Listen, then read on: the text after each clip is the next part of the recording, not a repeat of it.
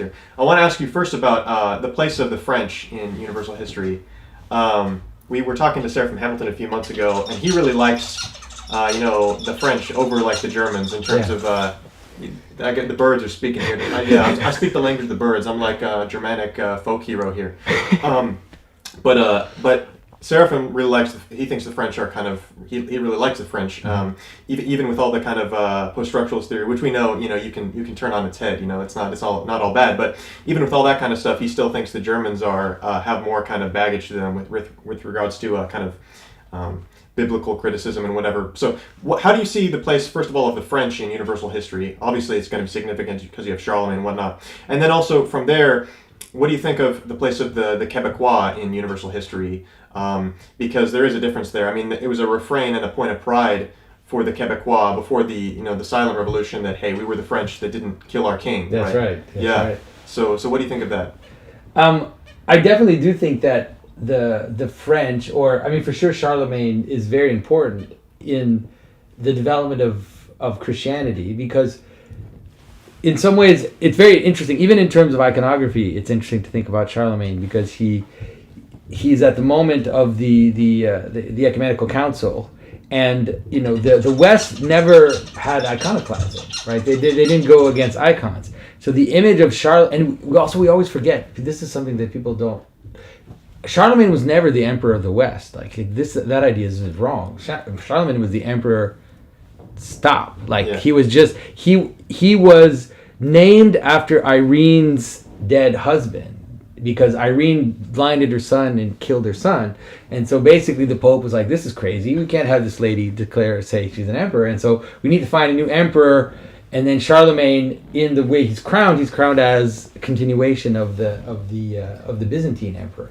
So Charlemagne is the continuation of the Byzantine Empire, interestingly enough. So obviously there's a duality that sets itself up. You can almost see that it's the place where the duality starts to show itself, almost secretly at the outset, this kind of division between East and West. Although there are some interesting legends about how he even proposed, there was an idea that he could propose to Irene, and they could have like a wet. Can you imagine what that would have been like?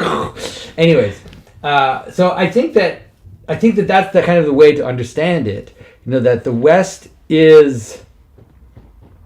becomes in some ways a kind of bulwark, like a kind of defense, and it's a defense that's very strong.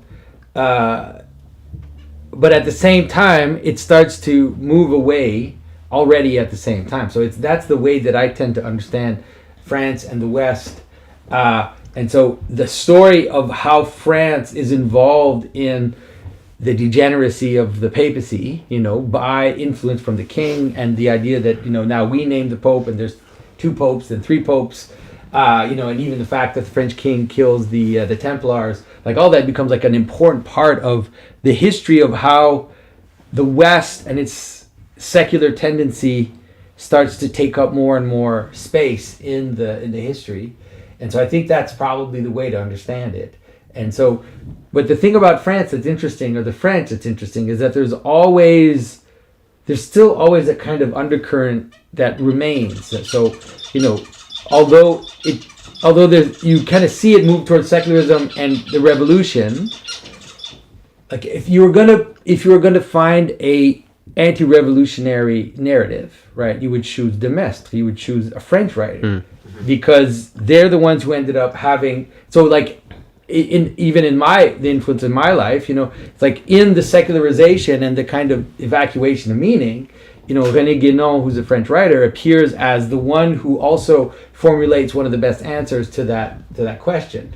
And so I think that is something that we should keep an eye out in terms of what the role that France will play, like in how everything plays out, is that we see them as a revolutionary kind of ultimately like a kind of anti-traditional or anti-Christian force, but there's always this surprising undercurrent that reappears and can be a little bright moment.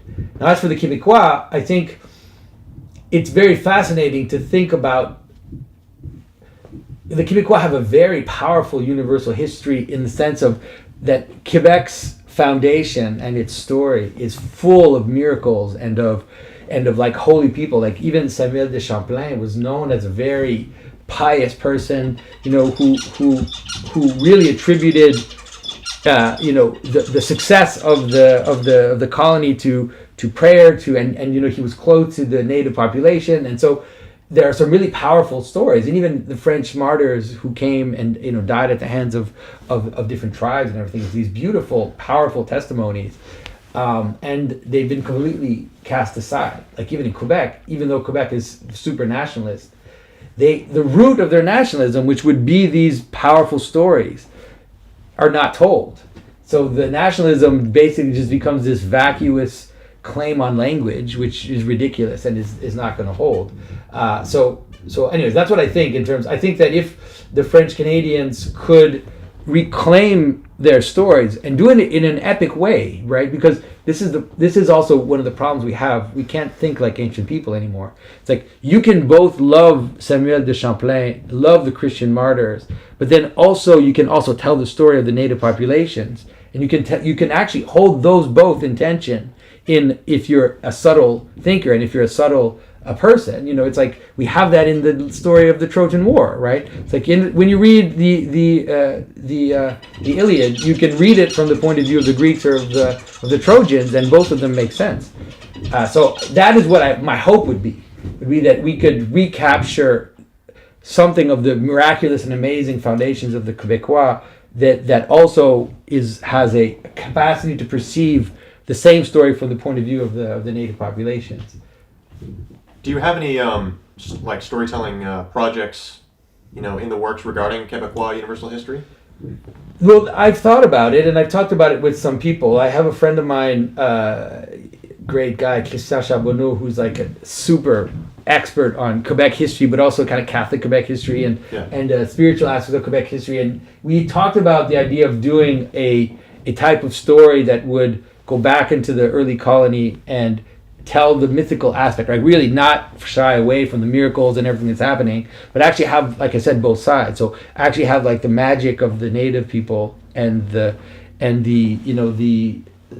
Catholics coming in with their saints and their relics and everything, and telling a subtle story that would take all that into account. But it's not like, let's just say I have a lot of things that I'm doing. Right. But I would love to do that one day. That would be amazing. Yeah, that really interests me because, as like an Anglo-American, like my surname is on the Mayflower Compact, but I feel, as you could imagine, totally alienated from what America represents on the world stage, and in terms of it really had, like you said, vacuous. It's just become this kind of like gigantic black hole in terms of whatever American patriotism is at this point. It's just really deracinated. And yet me as like a heritage Anglo-American, like I don't jive with it at all. But what that vision of storytelling, colonial storytelling, like a vision of like telling the colonial story really appeals to me because, and then you can kind of see like certain figures like Longfellow, like the Tale of Miles Standish, and he there's something going on there that you could maybe draw on in terms of preceding literary precedent, but America has the Western, the Western tropes are powerful. They're very mythical, and there would be ways, I think, to tell Western type stories that are balanced, right? That actually take into account the different actors in the story and could do it in an epic way. And I'm sure it's been done. I don't know much about the kind of the Western novels, but I think it's probably already been done. There could be a way to do it where it's not just either colonialist bad guys, native people good guys, or native people savages, colonial. Like that's, if we think that that's the only possible story, it's ridiculous. There actually should be a way to talk about these things in a manner that shows the complexity of the actual situation while maintaining the tropes. Like while maintaining some of the powerful tropes that have entered into culture of the gunslinger and all of these types of tropes that are quite strong. Yeah. Cormac McCarthy. I mean, he's known for being like a kind of Western author, and I spoke to a girl in my church who was really into Cormac McCarthy. But there's a kind of grisliness and cynicism there that at least it seems like prima facie that's kind of what's going on there. But that's the problem with a lot of narrative now, is that it feels like in order to be serious, in order to be taken seriously by the elites, you have to be cynical and ironic, and you have to kind of present everything as this cynical power play. But that's running out. I think so. I think that stuff is running out, and you can kind of see it running out. Like the whole joke about how the last Game of Thrones book cannot be written because it's over, right? This type of cynical storytelling, it basically leads to nihilism, and people can't live in nihilism. But it doesn't mean that we have to also then fall back into simplistic good guy, bad guy storytelling. We actually can tell more complex and subtle stories. Like I said, I mean, that's what we have in the Iliad. That's what we have in the Aeneid. Like when you read the Aeneid, you feel sorry for Dido. Like she's not the bad guy, although there are aspects that she is not the one that he should be with. Like the characters have more depth. That's what great literature is about. And by the way, that's what the Bible is. We tend to think that the Bible is just a simplistic good guy, bad guy story. But you can actually read the biblical narrative and the biblical stories from the point of view of the others, and you can see that there's a type of coherence in the structure. I always tell people, like, can you read the story of Exodus from the point of view of the Pharaoh? It's like, of course you can. It's not that hard, actually. It's like, okay, these guys are saying they want to go into the desert for 3 days. Oh, and they also want to take their wives and their kids and their animals. I'm a little suspicious about that. Like, that's what's really going on. You can actually read it from the point of view and understand some of the decisions that he makes, even though you can disagree ultimately with them. But that's how good storytelling functions.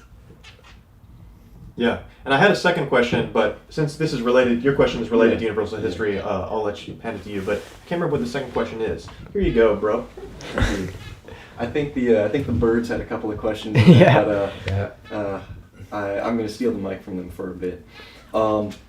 I do have a question that's very directly related to what he originally asked you, but something that I kind of want to just throw in real quick is because you were talking about like real Western storytelling. Do you know who Marty Robbins is? Okay, he's an old like country, like 50s, 1940s, something like that, and I think you would like him. I don't know how you like that style of music, but I think you would like him just for the fact that he is a very he kind of embodies the genuine spirit of like Western storytelling. His song El Paso, you probably know it. You've probably heard it before. It's in Breaking Bad. Yeah. You've probably heard it before, but it's not just a simple like good guy bad guy story, and it's a very like engaging tale, and it's presented in a musical ballad, and it's very interesting. I think you would like that. But anyways, my question that's very related to what he initially asked you is, where does Canada fit into universal history, not just as like a part of the West, but as a unique entity, like not just sort of like the United States little brother, or are we just the United States little brother? I mean, maybe at this point we are. I don't think that that's what it was at the outset. I mean, at the outset, what it was is that we were, in some ways, an alternative because we were the loyalists. Yeah. Right. We always forget, we the people in the United States means we that are not the loyalists. That doesn't mean, it's not actually we the people. It means we accept those that are loyal to the king. And so the Canadians ended up playing that role. And so I think that there is a little bit of an alternative to the American story, but I think that nonetheless, I mean, I think all of America basically has the same image, which is the far west, in the sense of the wild, in the sense of this massive potential that's on the edge of the world, and also in some ways it is also from the point of view of universal history, that is from the point of view of kind of the Western perspective. It is in some ways encountering how can I say this? Like the peoples on the edge of the world. That is exactly what happened. And so obviously it's not as mythical as Pliny's version. But when Christopher Columbus, the first day that he came on the coast, he saw a dog-headed man. The people forget that. And that's just how it is, right? It's like seeing this encounter with something that is completely strange and completely other. That story is being told in the story of America, and so it is a way to understand what America is, like Canada and America, what it is. The fact that it is nonetheless the land of mixture, that seems to be inevitable. That it is a land of great riches, but also a land of freedom. All of these things make sense of what it is to come to the edge of something, and it's some of it's positive, some of it's negative, but that is what the edge looks like. I mean, even like animals that we have up north, like what is a narwhal? Yeah, like this weird they're monsters. Blob in the water with a giant horn. A giant horn. That's right. I mean, whales are whales. All of these are really. It's like if you don't understand that a whale is a sea monster, folks, really. Like if someone tells you sea monsters don't exist, what are you talking about? Of course, sea monsters exist. They've never seen a squid. It's like exactly. What are you? Of course they exist. It's ridiculous to say they don't. And so I think that's probably the way to kind of understand. And so if you look at the way that Canada, like in even the French Canadian, the way that it happened, this idea of the coureur de bois, right? This idea of the man that goes out into the wild and is like hunting animals and is living in the forest and then wears animal skins, like that is a very mythical image, and it's a very powerful image that's at the foundation of Canadian culture. And I think it's still there. It's not completely there, but it's still kind of there. That's why Europeans like to come to America or like to come to Canada, because they have a vision of the great land and this wild land with wild animals, and they have a romantic image of the Aboriginal cultures, and they live close to nature and all of that stuff. And moose. Right. I had a German exchange student that lived with my family for a couple of months. He was like, I want to see a moose. Yeah. I really want to see a moose. Yeah, like I want to see an elephant, or like I want to see a tiger, right? Yeah. And so I think that because we live in these places, we forget that that's in some way the image that America and Canada has. And Canada is still very wild, far more than the U.S., because the North is just this giant expanse of land that is not tamed. And so I think that that's the way to understand it. And that's why we have, that's why in Canada and in America, you have Bigfoot and Yeti and all of these monsters that are still part of the lore of our country, because that we have this massive unexplored wild land that will generate these types of stories just naturally. You can't avoid it. It'll just happen.